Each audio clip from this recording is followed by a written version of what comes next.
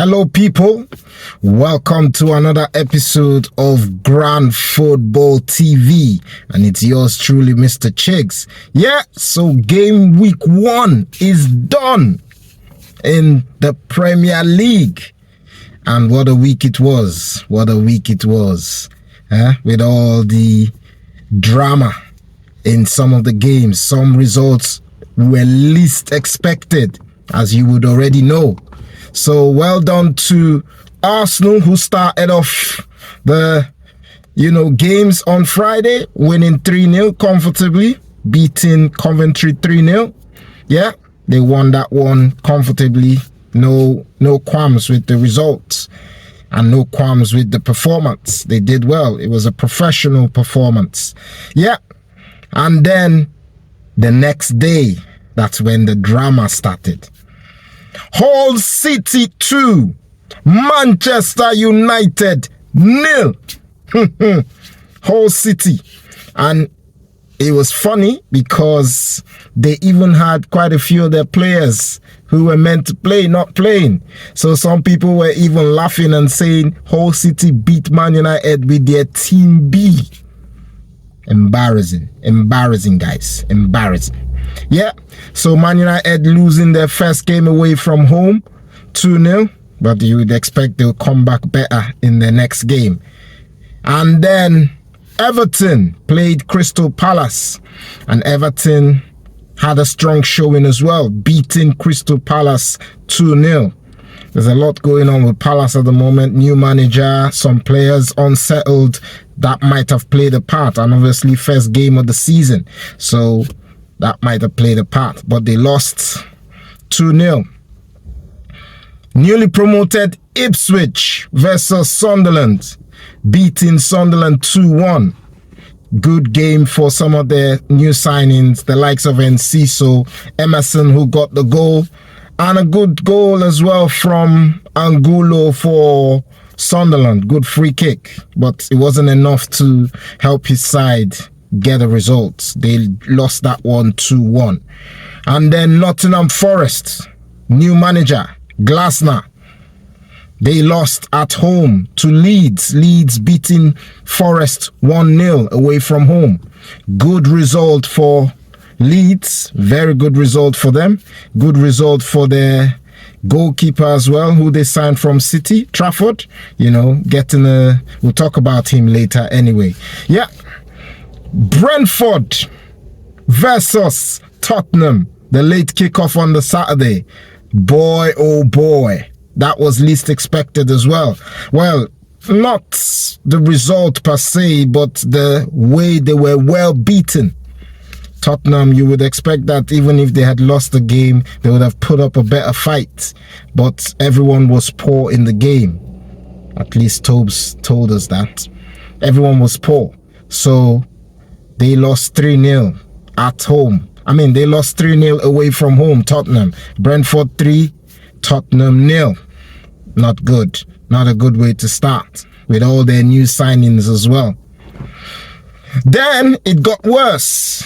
Sunday, Brighton versus Aston Villa. 4-0. Aston Villa losing 4-0 to Brighton. That was a very, very, very interesting result. No one kind of expected that. Villa, they normally start slow because last season, I remember they started very slow. Their first 5 games, I think, they hadn't won. But this one, they weren't losing like this. They were losing 1-0, 2-1, but this one is a whitewash, 4-0. And the manner in which they conceded the 4 goals as well. 2 of them goals, the last 2 goals were considered in 1 minute. Literally as they passed the ball, they went ahead and scored again.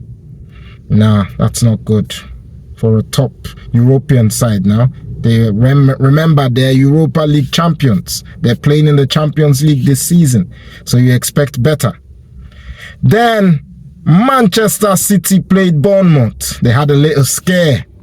They were 1-0 down for a good period of the game, but they were able to get that goal to bring them level through Guehi, who was playing in midfield for some weird reason. Guehi was a midfielder on Sunday. And then they got a last-minute equal winner from Gvardiol. A nice pass from Shirky. So that helped them get the result that they wanted for the game. And Newcastle versus Liverpool. Big game for both teams. Both teams with new managers. Both teams with new expectations. Some have lost players. They both lost players. Salah's gone. Gumares is gone. You know, so they've both lost some important players in their team.